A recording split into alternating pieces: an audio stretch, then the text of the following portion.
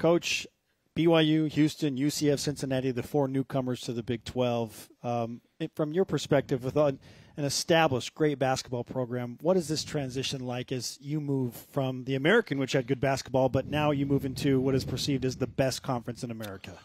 Well, I was a head coach in the Big 12 for 12 years, and I think the difference now is not the top of the league. Because when I was in the American before, Kansas Final Four, Oklahoma Final Four, Oklahoma State Final Four, Texas Final Four, Coach Norman Stewart, Quinn Snyder, Missouri, Coach Bobby Knight, Texas Tech. It was an unbelievable conference then. But the difference is everybody, there's no teams that you can say, well, we got a breather coming up this week, or at least we got a chance that Mike can win this one, or we should win this one. You don't have any of those in this league. So that'll be the biggest transition. But, you know, my advice to any of the new coaches is don't look at it any more than what it is. You know, you prepare your team to play the team in front of you next, you know. Last year we played at Oregon, at Virginia, won those games. And I don't think for our kids it was any different than playing at Cincinnati or playing at Memphis or playing at Central Florida or any of those teams. So, you know, I just don't go overboard with any of it. At the end of the day, it's still a basketball game, and all these teams are good. You're going to lose probably a little more in this conference than you did in the other conference, but you still reach your dreams.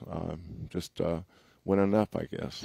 It's going to be fun to watch, and you guys enter as preseason number 2. A lot of respect for your team that obviously has been tremendous the last couple of years. And, hey, we saw you in 2018 and 19. You guys have been good for a while. Yeah.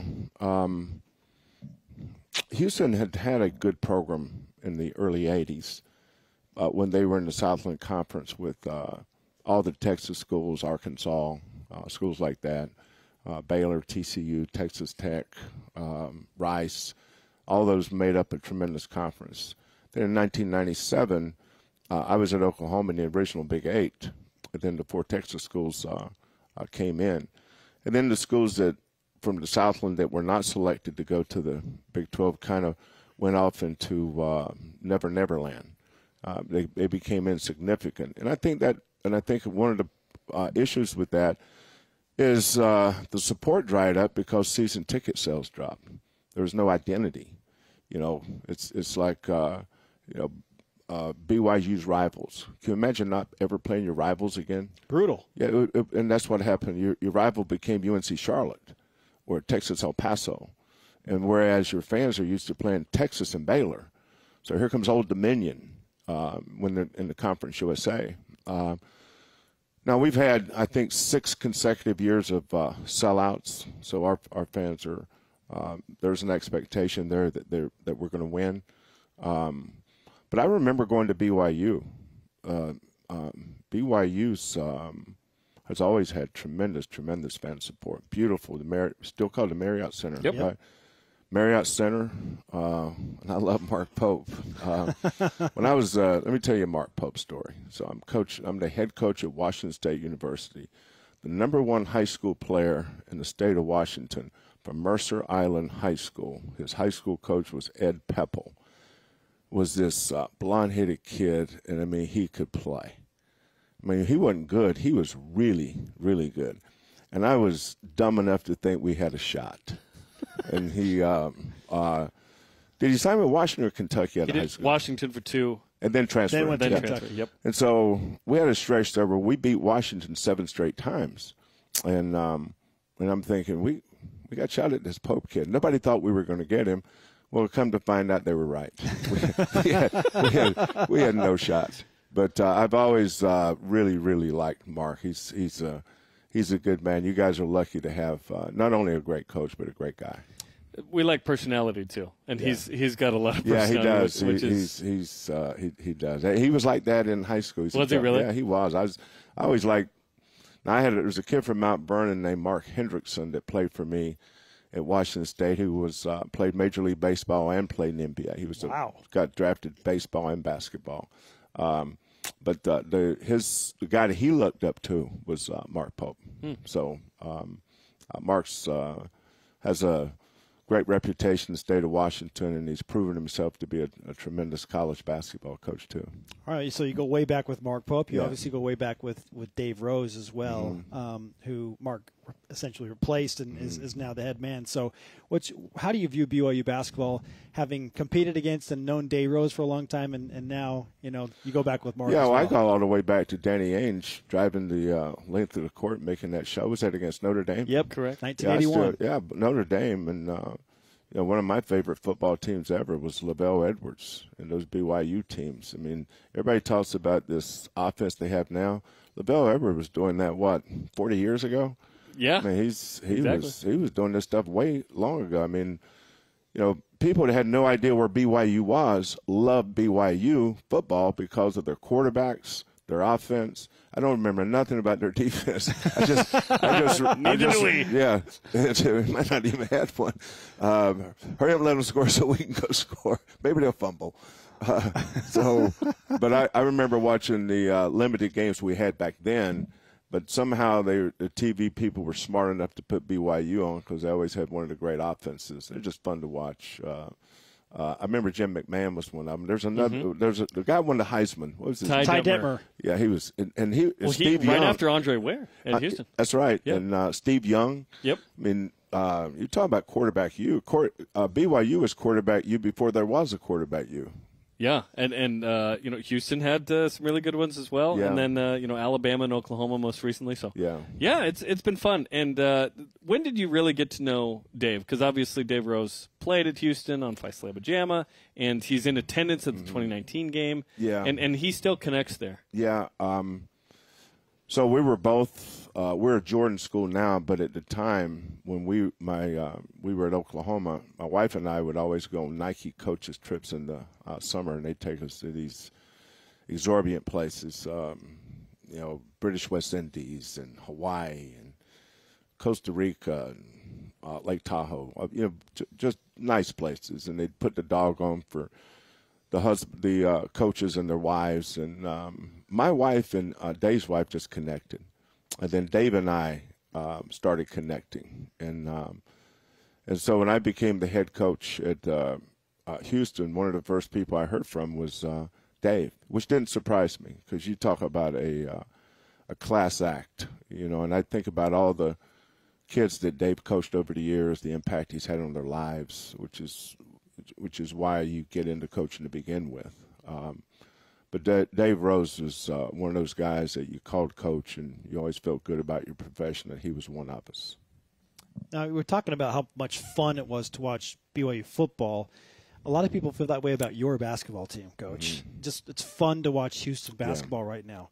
What is it that makes your team and what you hope this year is going to be special and a fun team to watch? Yeah, I don't think we changed much. I think the most unique thing about us is that we went 5 consecutive years and lost 4 starters every year. Last year's team, we had the number 8 pick, the number 25 pick, and then a kid that started every single game. We lost those 3 guys. Then you look up and, we're ranked number 7. Now, for us, it makes no sense. How do you – we didn't lose one. I mean, we lost the number 8 pick in the draft. We lost a 4-year starter as our captain, the number 25 pick. Lost another kid that when we beat Auburn in the tournament, this kid had 26 in that game. So we lost all those guys. But, our Final Four team in whatever year that was, 2021, that team lost 4 starters. And the next year we're playing Villanova in the Elite 8 to go back to the Final Four. So I think what we've been able to do is and I give a lot of credit for this to my assistant coaches, and that's been our secret sauce is my staff stayed together for 9 straight years. And they've all had opportunities. So and we have an LDS guy on our staff. Oh, do you? Yeah. Nice. Casey Beard did his mission down in Chile. Okay. Nice. But he's awesome. He's awesome. He's I got to know KC when he worked with the Trailblazers and the Jazz, and Jay Triano, who was coaching Toronto, asked me to come help him coach the Canadian senior national team qualify for the Olympics, and KC was there. So one of the first people I hired when I took the job was KC. And every year he gives me something with a Mormon intent to it. So he knows I love Jeopardy, right? Okay. So he gave me this book that I had to read, then I had to answer these questions at the end.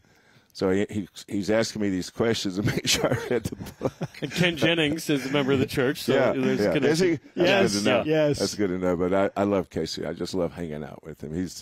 He's my moral compass.